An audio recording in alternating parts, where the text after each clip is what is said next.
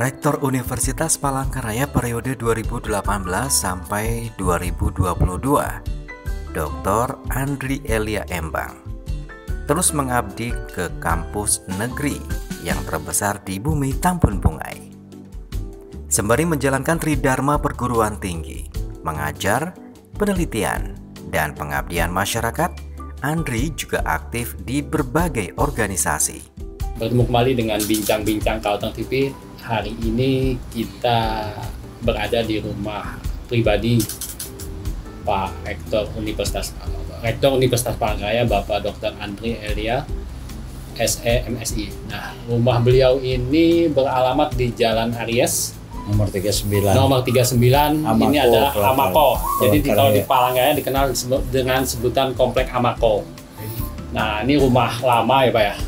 Komplek BTN yang usianya cukup lama. Ini tahun 84 Pak ya, sudah ada ya, tahun 80-an. Jadi hampir 80, 90, 2000, hampir 30 tahun. 30 tahun lebih Pak ya. 38 tahun. 38 tahun Pak ya. Saya menghuni rumah ini 38 tahun ya. Ya. Sebelum menikah Pak ya sudah mulai membeli. Itu sudah kerja Pak ya? Sudah kerja di UPN? Saya kan belum. Oh belum. Saya sambil mahasiswa, saya sambil bekerja produktif. Masih hutan di sini Pak ya? Iya. Oh iya iya. Saya sejak muda memang bekerja. Iya. Nah, saat ini beliau sebentar lagi Pak ya, masa tugasnya selesai atau berakhir pada tanggal 6 September, kurang beberapa hari lagi lah. Nah, mungkin kita pengen tahu apa yang akan beliau kerjakan setelah purna tugas sebagai Rektor UPN. Tampaknya tadi kita lihat beliau masih menjelang beberapa hari menjelang purna tugas, beliau tetap melaksanakan tugas-tugasnya tadi. Ada saya lihat tadi tanda tangan surat menyurat masih Pak ya. Tampaknya masih ada yang harus diselesaikan nih Pak tugas-tugasnya Pak sampai hari-hari terakhir Pak. Ya, jadi menjelang selesai tugas dalam melaksanakan tugas jabatan Rektor periode 2018-2022 yang akan berakhir 7 September. 7 September ya Pak. Nah, saya berpacu dengan waktu menyelesaikan tugas-tugas saya agar selesainya saya waktu tugas itu saya tidak ada utang lagi dengan kampus. Tugas-tugas harus saya clearkan, dan untuk mempersiapkan serah terima dan lain-lain, kemudian kewajiban saya dalam administrasi negara harus saya selesaikan secara tuntas. Nah, kemudian saya sudah menyerahkan segala mobil dinas, kemudian rumah jabatan rektor saya sudah serahkan Pak ya? Ya sudah saya serahkan semuanya, dan saya kembali ke kehidupan rona lingkungan awal saya dulu sebelum saya jadi rektor itu. Saya kembali ke rumah saya di Jalan Aries nomor 39 Amako, dan saya rumah ini adalah rumah perjuangan sejak saya muda, menikah sampai punya anak, sampai menikahkan anak juga di sini. Penuh kenangan di sini Pak ya. Kenangan, dan saya rumah ini ya rumah sederhana tapi cukup buat saya bahagia bersama ibu dan keluarga. Sekarang purna tugas saya dengan ibu aja di rumah ini. Tinggal berdua Pak ya? Tinggal berdua, anak-anak sudah punya kehidupan masing-masing. Nah, jadi saya ke depan ini ingin mengabdikan diri tetap sampai saya pensiun menjadi pengajar ya? Mengajar menjadi dosen di Fakultas Ekonomi Universitas Palangkaraya, dan juga saya mungkin berkarya menulis, kemudian jika saya diundang menjadi pembicara atau manapun saya siap sesuai dengan bidang keahlian dan kompetensi saya di bidang ekonomi pembangunan dan analisis lingkungan hidup. Iya. Jadi memang saya masih pegang beberapa organisasi yang di kemasyarakatan seperti Ketua Forum Pembauran Kebangsaan Kota Palangkaraya, sebagai Ketua Harian Dewan Adat Dayak Provinsi Kalimantan Tengah, sebagai Ketua Dewan Pembina Dewan Adat Dayak Kota, kemudian Wakil Sekretaris Jenderal Majelis Adat Dayak Nasional, kemudian beberapa organisasi lain. Berarti masih sibuk, Pak? Masih banyak kegiatan? Ya, sepertinya tidak bisa bersantai-santai nih, Pak. Sepertinya ya masih diperlukan lah. Pak, ya. Kalau memang saya berdoa semoga saya sehat. Tetap menyumbangkan pikiran-pikiran saya buat pengembangan SDM Kalimantan Tengah bahkan Indonesia. Itu. Pak, kalau ini Pak, setelah selesai nanti serah terima, rencana apa nih yang sudah dibuat, Pak? Kan selain tadi mengajar, pasti nanti kan ada. Saya tentunya tetap menjaga kebugarannya, menjaga kebugaran di usia saya 60, yang lewat 63 ya, 63, masuk ke 64, saya tetap nih, menjaga kebugaran agar tetap sehat, semangat dan bahagia. Apa tipsnya, Pak? Aktivitas saya ya artinya mensyukuri semua nikmat yang Maha Kuasa yang diberikan kepada saya, baik rezeki, baik kesehatan, dan harus saya manfaatkan dan saya kembangkan. Jadi sehat itu ya kita harus berjuang supaya kita sehat. Ya harus sehat itu kan nggak bisa kita hanya berdoa saja dan berdiam diri, Pak. Ya berdiam diri. Jadi saya punya aktivitas, saya bisa berkebun, saya bisa berternak, saya bisa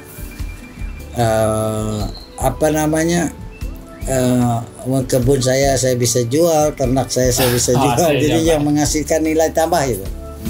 Dan ini juga bukan hanya untuk kepentingan pribadi, tapi ini menjadi inspiratif bagi para generasi muda gitu. Tetap semangat terus, jangan kita terlena di masa muda, di masa tua kita juga terlena. Kemudian kita harus tetap menjadi motivator dalam segala aspek kehidupan. Baik teman-teman, itu perbincangan kita dengan Pak Andri Elia. Setelah ini kita akan jalan-jalan ke kebun beliau. Mungkin nanti kebun atau peternakan. Peternakan nanti kita lihat ada apa di sana. Mungkin itu yang akan mengisi hari-hari Pak Andri dalam aktivitas hariannya nanti. Terima kasih. 4 tahun memimpin UPR, banyak pembangunan dan perbaikan. Mulai dari sistem administrasi dari manual ke digital, hingga berhasil mendirikan gedung perkuliahan yang megah, seperti 2 gedung perkuliahan terpadu A dan B, termasuk Gedung Pusat Pengembangan Iptek dan Inovasi Gambut atau PPIG. Pria kelahiran 12 Agustus 1959 itu hobi berkebun dan bertani. Hal itu tidak lepas dari latar belakang keluarganya, yakni petani. Lingkungan kampus banyak ditanami bunga, sayur, hingga tanaman obat-obatan. Di pekarangan rumah, apalagi di kebunnya, sudah pasti lebih lengkap. Mengikuti Andri ke kebun dan peternakan di kawasan Bukit Tangkiling membuat siapa saja tidak bosan menghabiskan waktu di sana.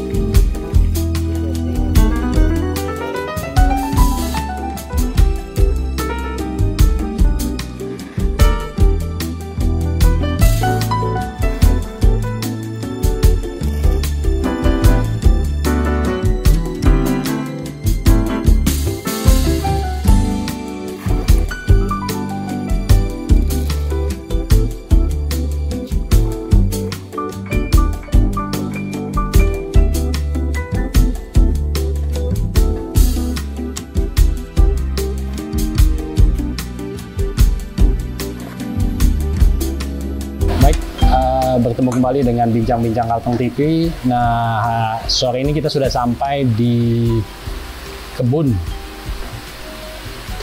Bapak Andre Elia di Tengkiling tepatnya lah. Nah, ini kita sedang bincang-bincang di rumah betang yang beliau bangun. Nah, dengan latar belakang perbukitan Tengkiling. Pak, mungkin kita lanjutkan tadi Pak dari perbincangan di rumah tadi kaitan dengan UPR saat ini yang akan Bapak selesaikan lah. Tugas Bapak akan selesai. Nah, nanti akan diteruskan oleh penerus Bapak, kader-kader Bapak lah nantinya. Nah, kira-kira harapan Bapak apa terhadap rektor selanjutnya Pak, agar UPR tetap bisa mewujudkan cita-citanya menjadi UPR Jaya Raya Pak? Ya baik, Ismail. Saya berharap pemimpin setelah saya, beliau adalah kader yang sudah dipilih oleh Sivitas Akademika Universitas Palangkaraya untuk menjadi rektor periode 2022-2026. Iya. Yaitu Bapak Profesor Dr. Selampak Dohong MS, melihat perkembangan dunia pendidikan secara global, ya, nasional bahkan regional. Tentunya tantangan pengembangan pendidikan tinggi ini menjadi tantangan yang sangat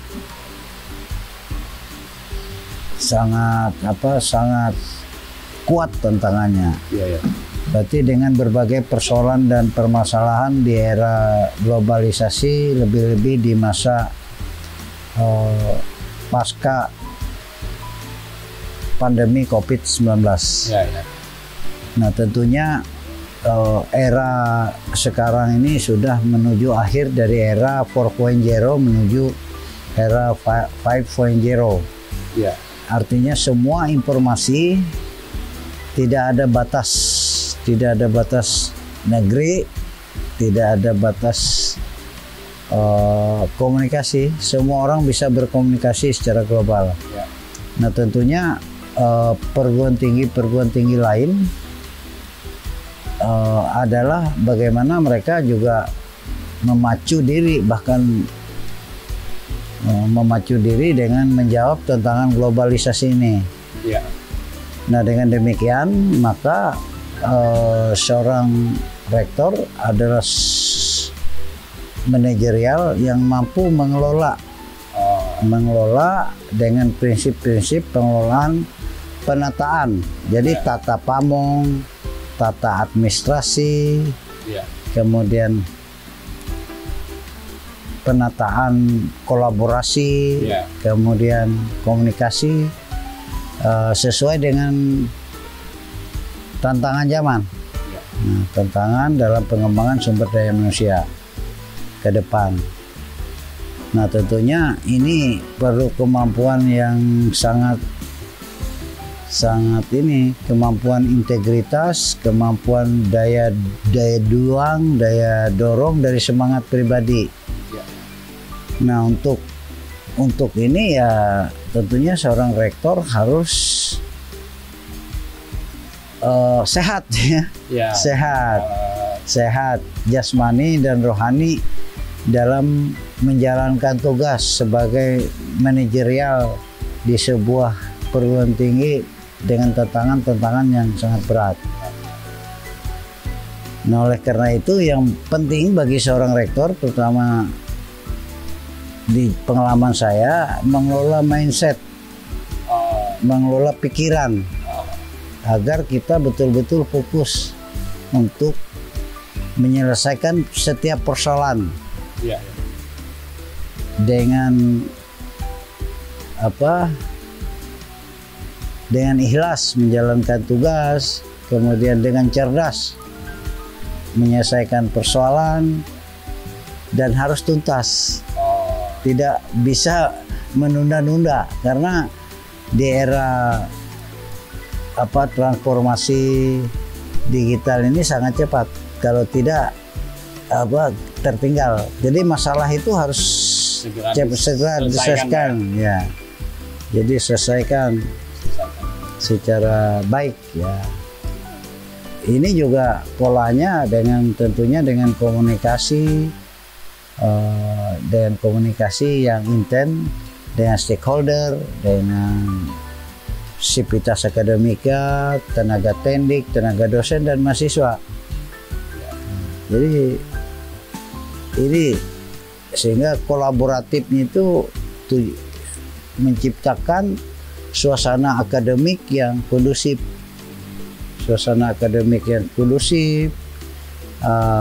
Tentunya kuncinya adalah komunikasi dan kolaborasi, kerjasama yang baik, sehingga tercapai harmonisasi untuk mencapai tujuan-tujuan yang telah ditetapkan oleh pemerintah.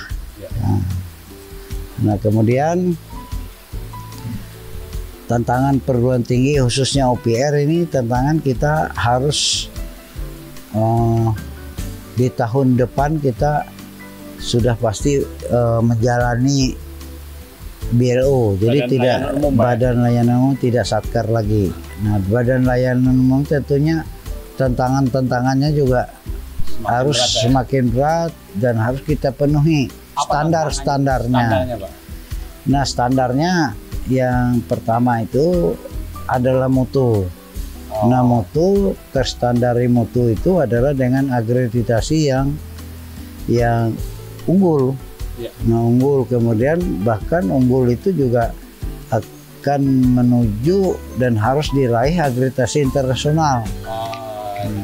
Tentunya sudah mulai dirintis kemarin Pak ya? Ya, itu ya sudah kita rintis ya, tinggal rektor yang baru ini memperbaiki yang lemah, diperbaiki. Kemudian yang kurang harus segera dilengkapi. Ya, lengkapi. Nah, kemudian juga kolaborasi dengan mahasiswa. Mahasiswa ini menjadi penting dalam penilaian indeks kinerja utama itu universitas ya. Indikator kinerja utama universitas itu sangat penting. Mahasiswa harus bermutu. Mahasiswa itu tentunya bukan hanya mutu mutu dari nilai akademik, indeks prestasi, tetapi bagaimana mahasiswa itu lulusan kita punya indeks prestasi yang tinggi sesuai standar, dan kemudian mahasiswa ini mampu berkarya di dunia di masyarakat. Pak, ya? Iya, mampu berkarya menjadi motivator bagi masyarakat, kemudian mampu memberikan inovasi bagi kehidupan pribadinya. Jadi mahasiswa berpendapatan cukup tinggi di kelompoknya sesuai dengan bidang strata pendidikannya.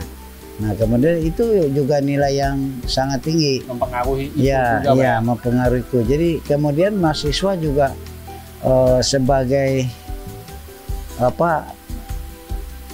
outcome selain output ya outcome, jumlah lulusan, mutu, output itu. Kalau outcome-nya tadi mahasiswa harus mampu menjadi daya dorong bagi kehidupan pribadi mahasiswanya dan lingkungannya dan masyarakat.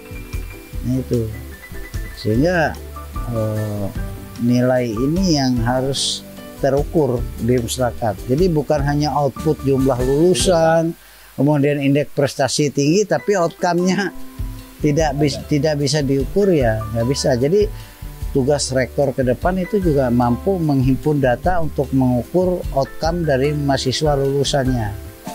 Selain itu juga para dosen juga mampu meningkatkan kinerja dosen. Artinya dosen yang belum S3 ya didorong untuk yang S3 untuk cepat menjadi guru besar. Kemudian dosen juga mampu menulis di tulisan-tulisan jurnal terindeks Pupus, jurnal-jurnal yang bereputasi baik secara jurnal nasional maupun internasional. Nah ini, jadi harus terukur semua. Nah, sehingga kolaborasi dosen dengan masyarakat, dengan dunia usaha juga menjadi penting. Dosen mengajar di masyarakat, dosen mengajar di perguruan tinggi lain, dosen mengajar di dunia dunia bisnis gitu ya, di dunia politik ya. Ya itu penilaiannya sangat baik. Kemudian perguruan tinggi juga mampu berkolaborasi, kerjasama dalam dan luar negeri, baik dengan pemerintah, swasta maupun dengan lembaga-lembaga elemen masyarakat. Kemudian kemampuan menjaga stabilitas kampus. Menjaga stabilitas kampus itu, jangan kampus itu mahasiswanya sering demo, bahkan kalau ada dosennya juga ikut demo dan lain-lain. Nah itu menjaga ketahanan kampus itu ya ketahanan bangsa. Jadi dari nilai-nilai kemerosotan moral, kemerosotan moral artinya mahasiswa terkena narkoba, mahasiswa terkena masuk paham-paham radikal dan lain sebagainya. Betul-betul mahasiswa ini fokus untuk membangun bangsa ini dalam ketahanan bangsa. Nah, itu juga menjadi penilaian bagi keberhasilan seorang rektor. Nah, itu semua. Nah, oleh karena itu rektor ke depan ini betul-betul ya ikhlas, cerdas, dan tuntas menyelesaikan setiap persoalan. Itu kata kuncinya. Jadi tidak ada menunggu setelah dilantik ya harus langsung bergerak, harus langsung berkolaborasi, langsung berkomunikasi dengan semua lini. Kalau dia menunggu ini nggak bisa. Jadi multi talenta, multidisiplin, ya integritasnya kuat. Ya, taat asas, taat hukum, taat aturan. Jadi itu. Pak, nanti seandainya misalkan gini kan, Bapak sebagai orang yang sudah punya pengalaman lah membangun UPN ini dan hasilnya sudah diakui. Misalnya nanti rektor yang akan datang minta mungkin berdiskusi atau minta masukan, Bapak siap Pak ya memberikan? Siap, saya di masa purna tugas sebagai rektor tentunya jika saya diminta ya saya siap memberikan kiat-kiat bagaimana UPR ini bisa sesuai dengan harapan pendiri Kalimantan Tengah, orang tua kita dulu cita-cita untuk membangun sumber daya manusia Kalimantan Tengah bahkan Indonesia. Jadi tentunya ini harus, kalau rektornya tidak bisa bekerja sama dengan semua pihak, tidak harus dengan saya. Ya dengan stakeholder, dengan para dosen, dengan tendik, dengan mahasiswa, harus bisa mengharmonisasikan semua elemen. Yang sebenarnya potensi besar yang bisa digerakkan untuk. Ya kalau rektornya hanya berjalan sendiri, kemudian hanya dengan kelompoknya, saya yakin sulit Pak. Sulit. Sudah bukan eranya lagi, ini zaman keterbukaan, era komunikasi yang cerdas gitu ya. Mungkin teman-teman itu pesan dari Pak Rektor Andriel ya. Mungkin beliau pun terbuka untuk diminta masukan-masukannya untuk kemajuan Pak. Karena setelah ini pun beliau tetap aktif mengajar Pak ya. Setelah ini tetap akan mengajar sebagai dosen di Fakultas Ekonomi Pak ya. Tidak, Pak biasa kadang-kadang ada beberapa ada pejabat misalnya setelah selesai jabatannya dia kadang post power syndrome, enggak Pak ya? Saya tetap mengembangkan diri saya untuk memberikan motivasi, memberikan inspirasi kepada generasi muda, generasi penerus bangsa ini, agar kita menjadi motivator lah. Nah, Pak, mungkin itu soal UPR, Pak. Mungkin bisa berbagi nggak, Pak?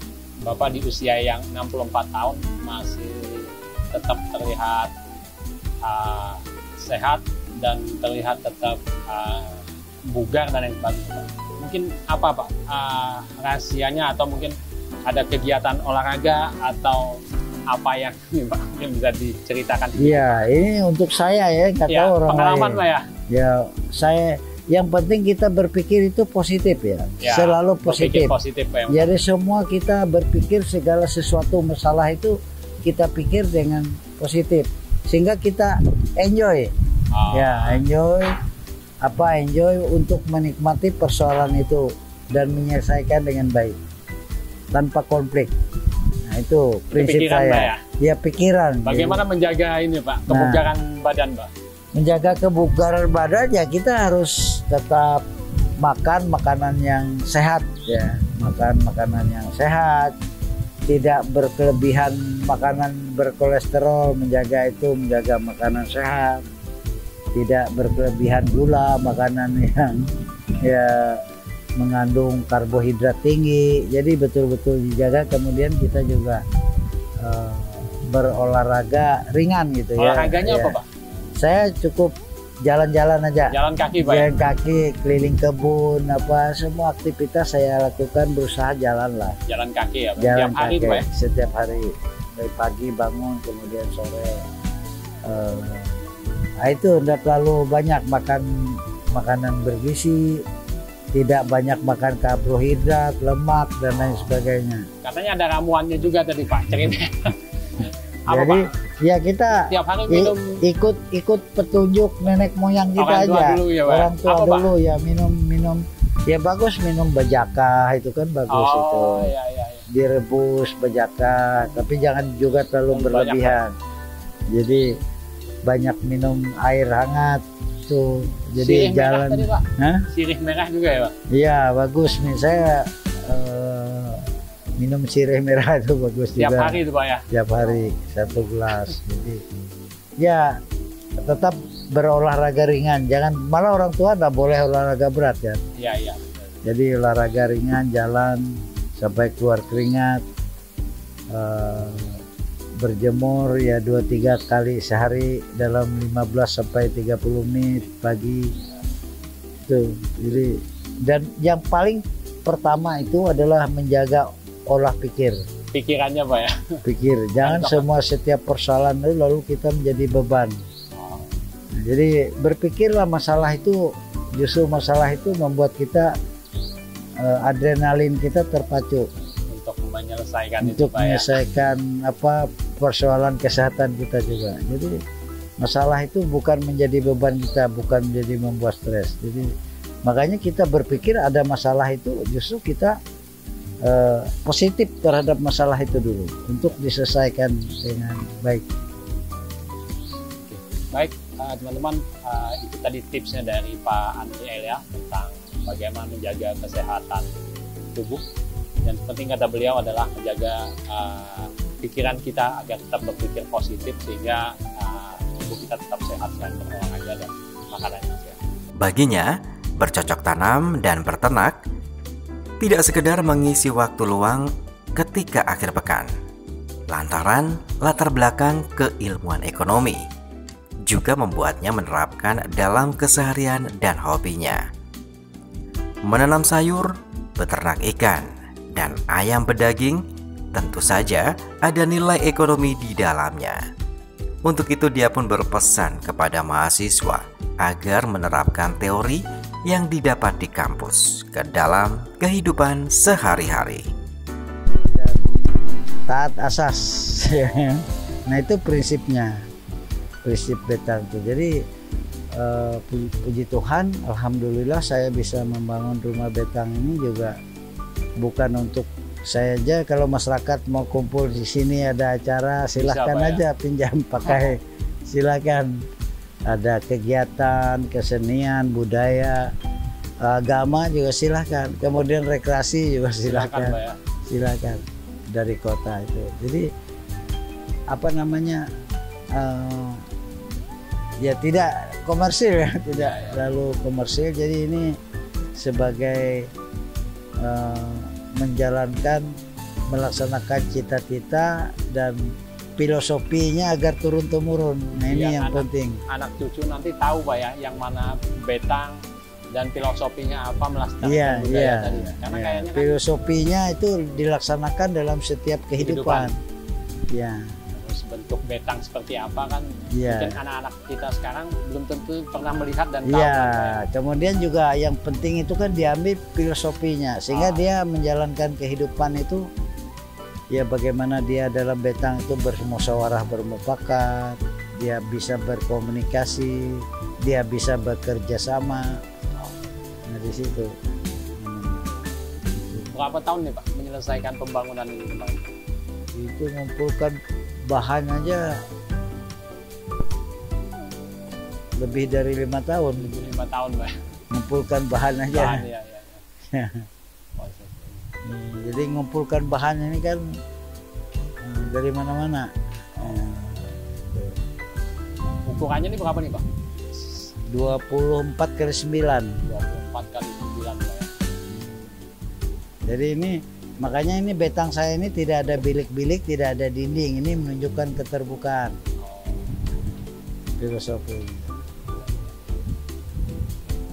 Baik, ini ya cerita tentang bagaimana rumah betang yang didirikan oleh Pak Andre Elia.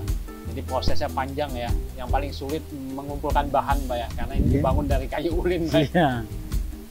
Jadi rumah betang ini terbuka bagi siapapun yang ingin datang dan juga mungkin berkreasi, bertemu dan lain sebagainya Pak ya. Mau melaksanakan kegiatan acara apa aja Pak ya. Agama apapun silakan. Silakan datang ke sini ya Pak. Ya.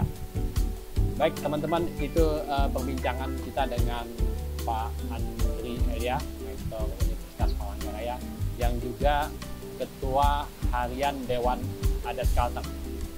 Jadi beliau selain akademisi, beliau juga seorang budayawan Pak ya, budayawan yang sangat konsen dengan budaya di Kalimantan. Pak, mungkin bisa disampaikan pesan-pesan Bapak mungkin sebagai statement closing statement dari perbincangan kita Pak. Ya, pesan-pesan saya bahwa bagaimana kita hidup ini, apapun status kita, apapun usia kita, yang muda, yang tua, bagaimana kita berpikir positif, selalu berpikir positif terhadap setiap orang, setiap persoalan. Nah, yang kedua bahwa kita ini harus menjadi sumber berkat ya bagi orang lain, berguna bagi orang lain. Pak, ya itu yang penting. Sehingga dan kita harus tetap lurus pada prinsip-prinsip, nilai-nilai, norma agama, norma adat, kemudian norma hukum. Dan juga bagi anak muda ya sejak muda kita harus mampu berkarya untuk kehidupan ya, karena karya kita pasti bisa digunakan oleh orang lain. Baik, itu pesan dari Pak Dr. Andre Elia. Perbincangan kita sampai di sini. Terima kasih. Sampai bertemu kembali di perbincangan selanjutnya.